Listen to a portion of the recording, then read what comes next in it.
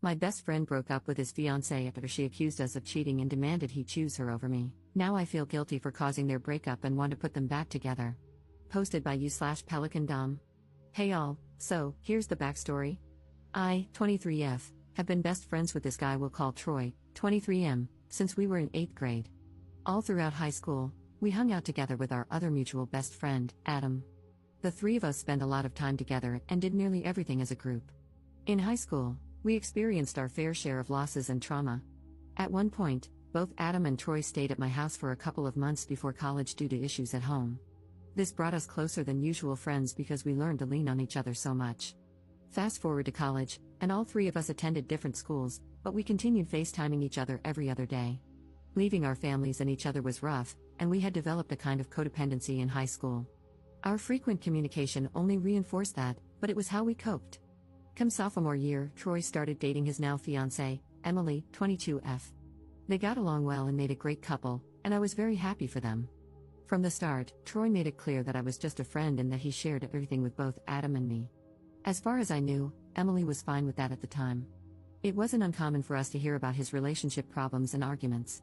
When Adam and I visited Troy and met Emily for the first time, she was very kind, although a little awkward, which was understandable. During our visits, Troy would often ignore her to hang out with us exclusively.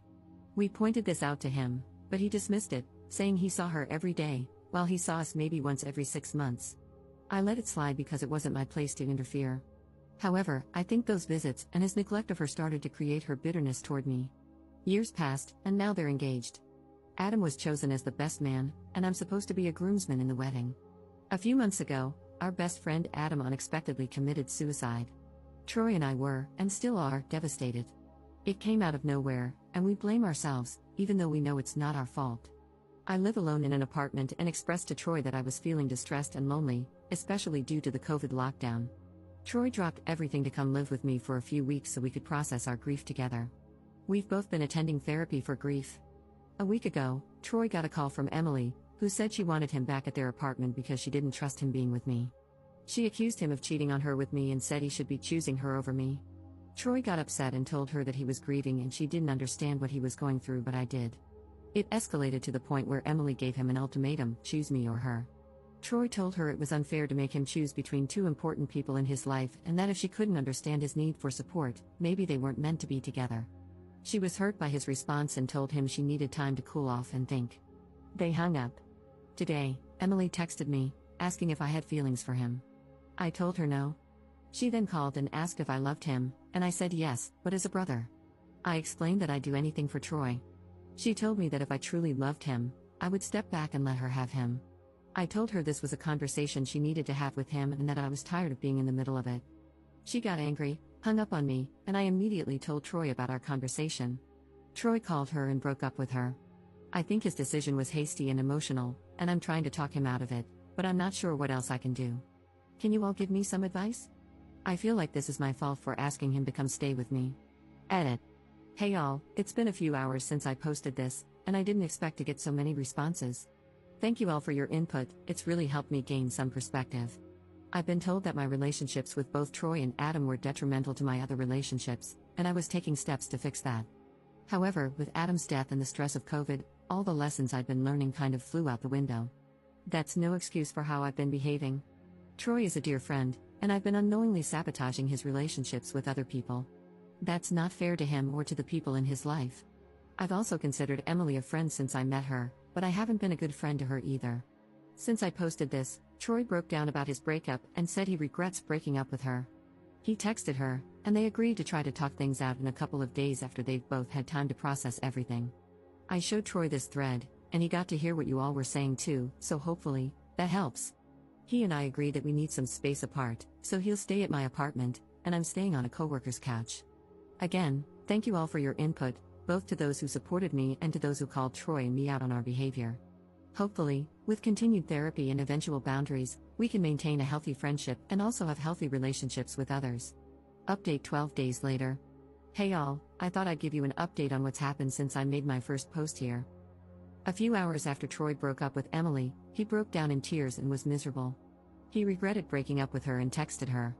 They both agreed to talk after a few days once they had the chance to cool off and think things through. I also texted Emily after I got some advice from a DM and apologized for everything and for how I may have hurt her.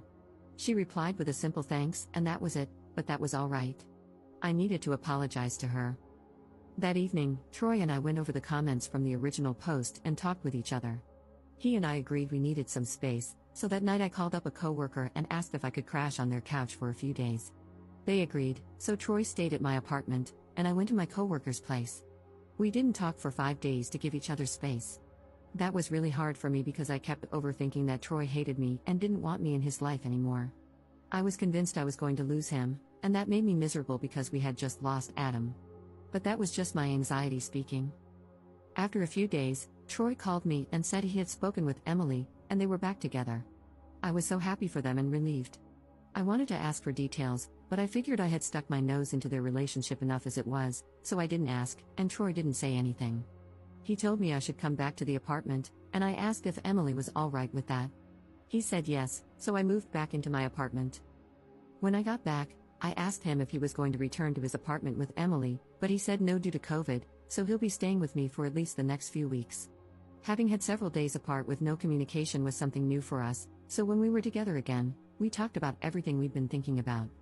We talked about how much we missed Adam, what we could have done to help him, and the guilt we were both holding on to. It also came out that Troy had rushed to my side when I asked him to because he was afraid I was suicidal and didn't want to lose me either. I felt really guilty about that. I scared Troy, and that was never my intention. Then we started talking about all the memories we had with Adam, and that was really uplifting, even though we were crying the whole time. I also told him how nervous I was during our time apart, and he said he felt the same way. We laughed about it and agreed we need to work on our independence from each other. The next day, I got a call from Emily and answered it. She wanted to apologize for assuming I was with Troy and to talk about the text I had sent her. She and I had an emotional talk for a couple of hours, but eventually, we understood where the other was coming from. She mentioned that she often thought Adam and I didn't like her, but that was only because we hadn't properly included her whenever we were with Troy. By the end of the talk, we agreed we should communicate more since Troy is significant to both of us. It was good to talk with her and clear everything up. She's a super sweet and considerate woman, and I think she's perfect for Troy. I'd love to be her friend too. Troy and I are going to therapy and working on our codependence and grief counseling in separate sessions. I've also started looking into a codependence group and think I'll start attending those meetings. Since there's only one in town, Troy isn't going to join because we don't want to go to the same one. Emily also mentioned that she and Troy are going to start couples therapy, so that's what they'll be doing once he moves back in with her. So that's the update. Emily and Troy are back together, Troy will be staying with me for the next few weeks, and Emily and I have started building our friendship. Hopefully, from here on out, there will be more communication between them and better boundaries between Troy and me. Troy and I are willing to put in the effort, and Emily is supportive of us, so I'm optimistic. I'm sure Adam would be happy that we're moving forward together. If you all have any more advice or words of encouragement, I'd love to hear them. Thank you all for your help with the initial post. I don't think the situation would be getting better if you all hadn't helped Troy and me open our eyes. Edit. Wow, I did not expect the amount of hatred this update post would receive. I thought the situation had resolved itself positively. You all want Troy out of my apartment right away, though. So, I told him that he should head home as soon as possible to be with Emily, and he admitted that he did not want to go back to Florida because of the increase in coronavirus cases and that he liked the relatively relaxed state of things here in my state. I told him he was being paranoid and that he would be alright if he quarantined once he got back, not the most sympathetic thing I could have said. But since he works from home anyway, he can quarantine without any issues. He called Emily, and they bought a plane ticket for him to head back in 3 days, so he's leaving. Emily is excited to have him back, and I'm glad they can be together again.